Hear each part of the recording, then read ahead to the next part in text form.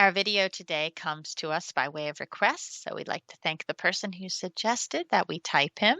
We will credit you in the description box below.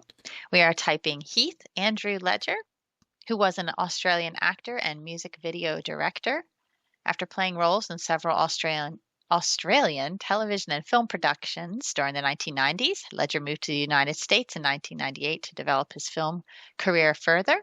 His work consisted of 20 films, including 10 Things I Hate About You, The Patriot, A Knight's Tale, Monsters Ball, Lords of Dogtown, Brokeback Mountain Candy, I'm Not There, The Dark Knight, and The Imaginarium of Dr. Parnassus.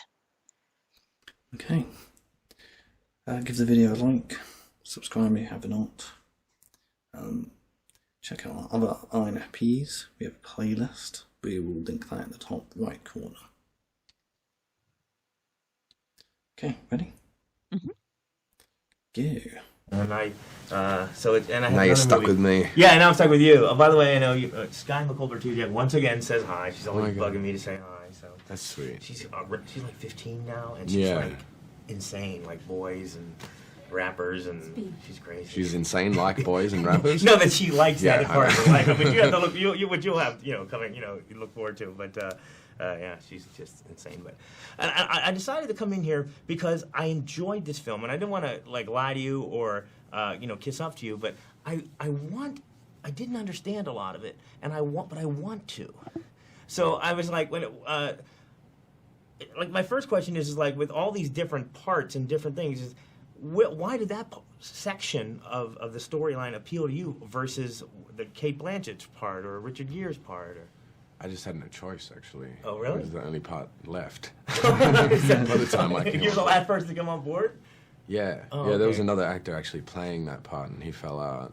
Okay. And so I asked if I could be a part of it. Okay. Oh, so why did you ask to be part of it? I love music, and I have several albums by Bob Dylan, but I guess maybe I didn't understand his life or Yeah, I still don't. Yeah. Yeah. Well, I'm so glad you did that. Yeah. I think that's the idea though with the film. Isn't that funny? Mm-hmm. That's very funny. So what do you notice about him first? What's your first impressions? My first impressions is that he's introspective. I notice like he's so TE in sort of like the brutal honesty. He's like, he's got nothing to hide. Yeah, so funny how you always notice this first, because that is not at all what I see. Yeah, it's interesting how you pick up on different things. But what made you want to do this part? It's just like, it could have been like, oh, I just love the character, or some, crap. But he was like, that's all that was left, dude. It's like, I'm not going to lie to you. Yeah. And, I suppose there's different flavours of it, isn't there? There's like the heavy TE, the lower FI version. I don't know. There's like higher FI and the lower TE. Yeah. Where like he's not going to lie, and he's just going to say how it is, really.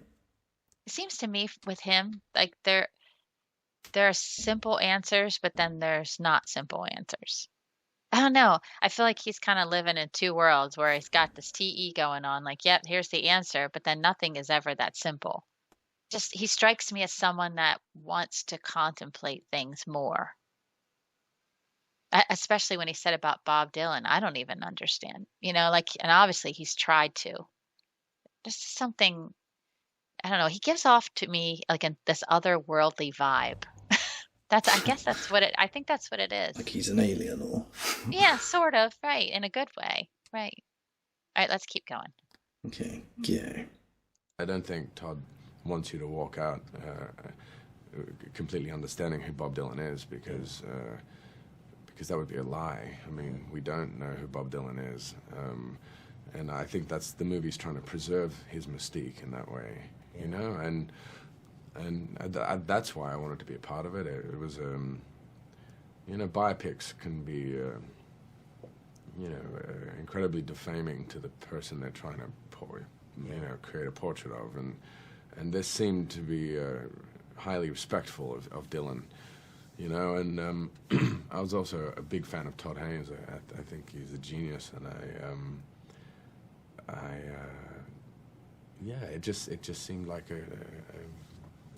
a good project. Well, how did Michelle come into the mix then? Because she was on board first. I mean, that's how I really got on board. Exactly. I snuck a peek of her script. Yeah. So, I mean, you would think though, if you're you have somebody that you know that's doing something, and you wish you were part of a project, that must be the most often thing when somebody does drop off. That you're like, hey, because there's got to be projects you've seen that you've just been absolutely just blown away by and just like killing yourself. That maybe you had the opportunity to do it and you weren't quite sure, or something like that. I mean, has happened like that before? That happened. No, what do you? I would imagine, like, as research though for this movie, does the director, does he like say, I want you to listen to some of this particular era of his music? Yeah, Todd, I presented us all with a CD that had a selection of. This guy that's interviewing him, he's not doing a good job. This isn't a good match for him. No, I think you sort of need to match the energy of the guy you're talking to. Yeah, he's not letting Heath Ledger go where he wants to go. I think he's trying to sort of put him more in a box instead of letting him kind of express himself the way he wants to. Anyway, that was just an observation there. What were you going to say? I don't know. What was I going to say?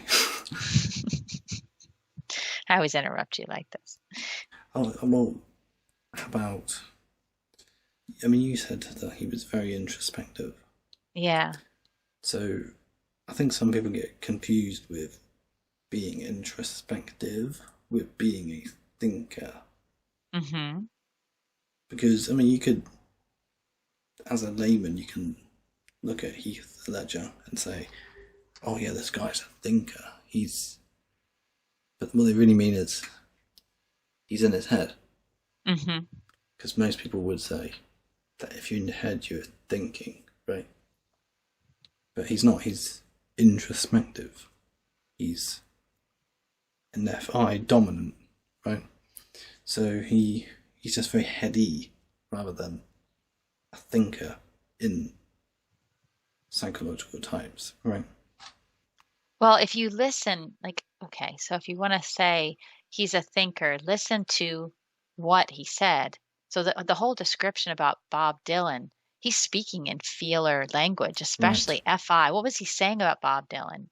That it was important no one understands him. It's important to respect the man's life. Like, it's very difficult making these kinds of films because they're not respectful. Like, he's really empathizing with the condition of a person. Yes, and he's talking from an FI. This is total FI. Yes. Yeah. He's saying, "What you don't know Bob Dylan. You don't know every thought he has and his dreams and his regrets." That's what he's saying. He's saying you can't know someone. No, you can't really know anyone.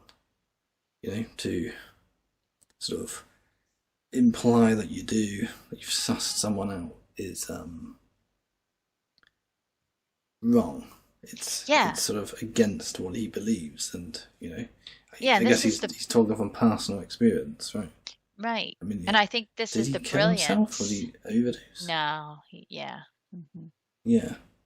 So I mean, he obviously understands there's darkness in everyone, that emotional sort of turbulence, and he gets it. And it's funny they should say it about Bob Dylan because we know why. I just think this is the brilliance of the INFP. They are able to speak to the emotional human condition. They get it.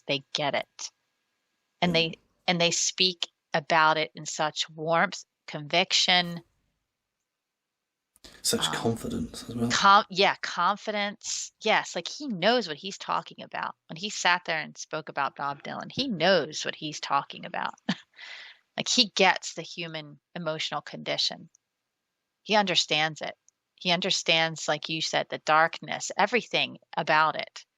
It's something that he has thought about and has been very thoughtful about in that FI way. Yep. And I see it with all the INFPs. when they're allowed to sort of express themselves freely, that just always comes out of them. Yes, they're very inspiring, I think, to everyone, Yes. not just other FI people. Yes. Yep. I agree. Yeah, and they obviously because they're feelers, they have a comfortability as well with doing it. Like, Well, that's something the that confidence feels that right. you said. That's the confidence that you alluded to. He's confident, and it's the TE with it, because he's got the confidence to say what he feels, what he thinks, because he Yes, knows to he's speak right. out. Mm-hmm. Yeah. And all FI people are a little bit like that in that they will speak out and they're so principled and they know exactly. They're like, no, I got a feeling about this and I know that I'm right. So I'm going to call you out for it. We all do that. But INFP it's where they're at. They love to express feelings. Whereas other types, ISTJ, INTJ, we might understand in our minds, but it's not our job to be all feelerish. We're the ones that offer the practical sort of solutions when they're viable, I suppose. Mm-hmm. With that understanding in the back of our head. Mm-hmm. Okay. Okay, yeah. Great suggestion. We've been looking forward to this one. Yes. And we will add them to the INFP mail playlists. So thank you for watching and come back for another video.